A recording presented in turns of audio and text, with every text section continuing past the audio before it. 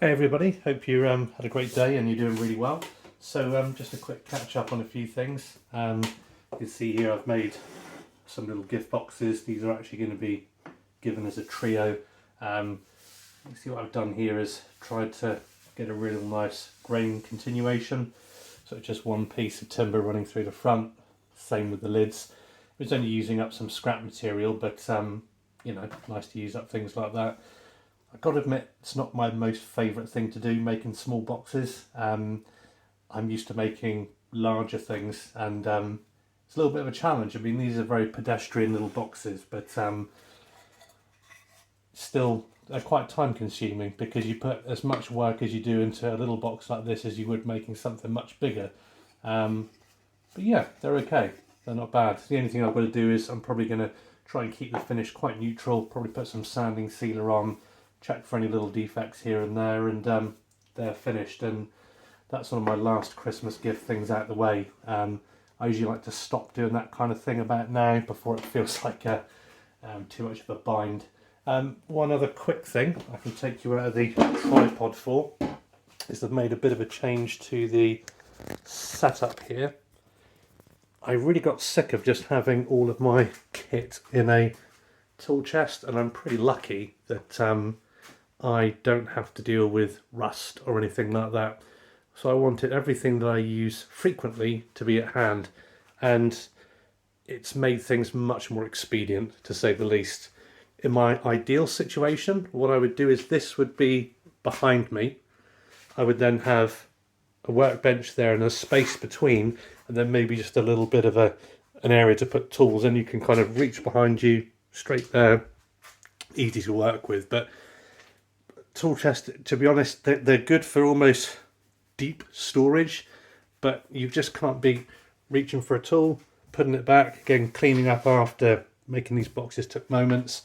Some of the less frequently used items are up there, but even so, they're still quick and in reach. I want to do some sharpening, grab a stone. I want to know where my pencils are, and rulers. Nice little charity shop find. They're all inside with my ruler. I can just pop them up there, no problem. All done and dusted. Some glues, bit rolls, and the essential wooden planes up there. These ones aren't essential, but these will be a great conversation point at some point. So yeah, nice change for that, which was good. And I'll put a link also to a blog post that I've just written up. Again, nothing revolutionary, but kind of taps in a little bit with another post I wrote recently about maybe wanting to give a little bit back, in terms of if you've got the privilege to have done this like I have for a living as a bench joiner for, I don't know, since the late 90s. You just feel like you might want to do that. Now, what I wanted to deal with to start with is something pretty basic, which is sharpening stuff. I've already done a little video on that for chisels, for kind of gaining my confidence back, but I thought I'd do something which is quite thorough. And I think the reason I want to do some of that stuff is there's already loads of videos out there, so I'm not trying to be the authority on it or be the last word on how it should be done. I just want to present something which is, number one, is free, pretty thorough, and accessible. So my aim is to do videos and to do write-up, and have a good write-up which is almost like a mini pocketbook kind of idea, and you can download it and it's just for free. I might, but it depends how much time I've got on my hands, I might try and publish that as just like a little book, and if anybody wanted to buy it they could, but in the first instance I'd want to have it as like a free download.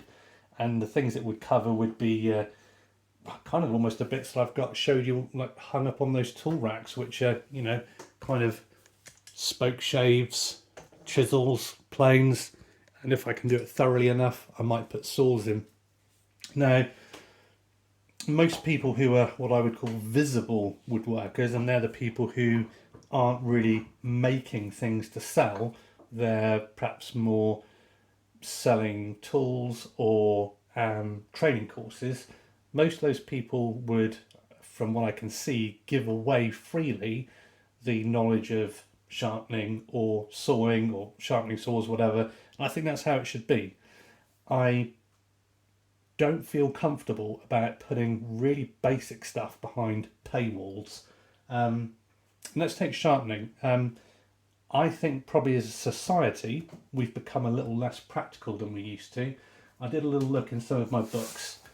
In this book, there's 18 tools described in there with a paragraph on each on how to sharpen them. So that's pretty brief. And this one, you got about, which I think is a lovely little book for just practical home woodworking.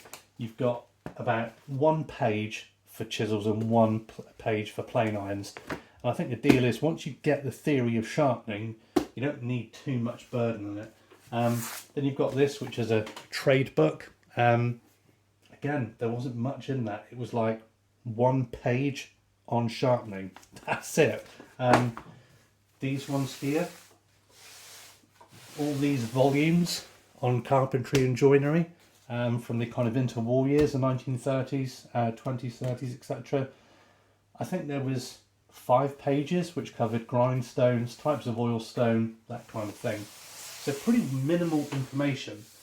So what I've done is I've ordered a few little supplies, and I can't keep it as brief as that because I don't think people operate like that anymore, but it's going to be free. And like I said, I just have that aversion to anything so simple and so basic that you might have, back in the day you might have learned it in a school woodwork class or from a parent or grandparent or whoever. Now that's like a tradable commodity. I don't get that. And to me, it almost makes bad business sense to charge for that kind of thing if you've got other things to offer. Say if you had a woodwork class to offer, or like books or plans to sell, why wouldn't you want to give away that kind of stuff? Feels like maybe charging your kid to learn how to ride a bike. Doesn't sit comfortably with me. Doesn't mean that other people shouldn't. Everybody's got to do their own thing, and I'm not telling people not to buy good resources. Because the best thing about probably a good paid for thing is that at least it'll be well curated, it'll be brought together nicely, and that's what I'm going to try and do with mine. It's not the only thing I'm going to be doing. I've got a couple of projects in mind that I'll be working along with. So yeah, that's pretty much it for the minute. So yeah, I'll put the blog post link in there, and that'll probably put a bit more meat on the bones of what's going on. And yeah, hope you're keeping well, and we'll catch up soon.